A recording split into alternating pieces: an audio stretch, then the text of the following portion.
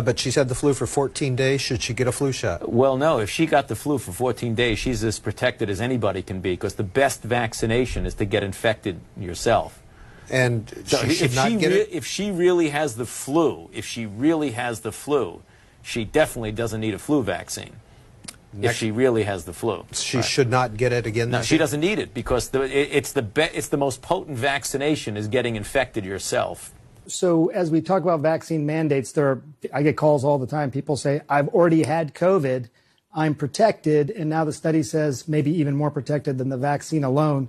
Should they also get the vaccine? How do you make the case to them? You know, that's a really good point, Sanjay. I don't have a really firm answer for you on that. Once you get infected with the virus, it isn't certain how long that protection would be. It is true, they do have protection. The one thing that we are not aware of yet, and hopefully we'll get that data, is what the durability of protection is that we're going to have to discuss regarding the durability of the response. The durability is unclear. Studies show that the recovering COVID-19 patients, from the asymptomatic to the very sick, are showing significant antibody response.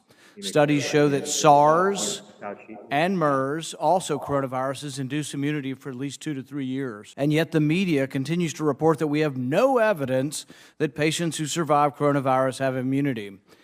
I think actually the truth is the opposite. We have no evidence that survivors of coronavirus don't have immunity, and a great deal of evidence to suggest that they do. The question of immunity is linked to health policy, and that workers who have gained immunity can be a strong part of our economic recovery. Those workers should be reassured that they likely won't get it again, instead of being alarmed by media reports that there is no evidence of immunity. You've stated publicly that you'd bet it all that survivors of coronavirus have some form of immunity. Can you help set the record straight that the scientific record, as it is being accumulated, is supportive that infection with coronavirus likely leads to some form of immunity? Dr. Fauci. Yes, you're correct that I have said that given what we know about the recovery from viruses such as coronaviruses in general, or even any infectious disease with very few exceptions, that when you have antibody present, it very likely indicates a degree of protection. I think it's in the semantics of how this is expressed when you say, has it been formally proven by long-term natural history studies, which is the only way that you can prove, one, is it protective, which I said and would repeat, is likely that it is, but also, what is the degree or titer of antibody that gives you that critical level of protection, and what is the durability?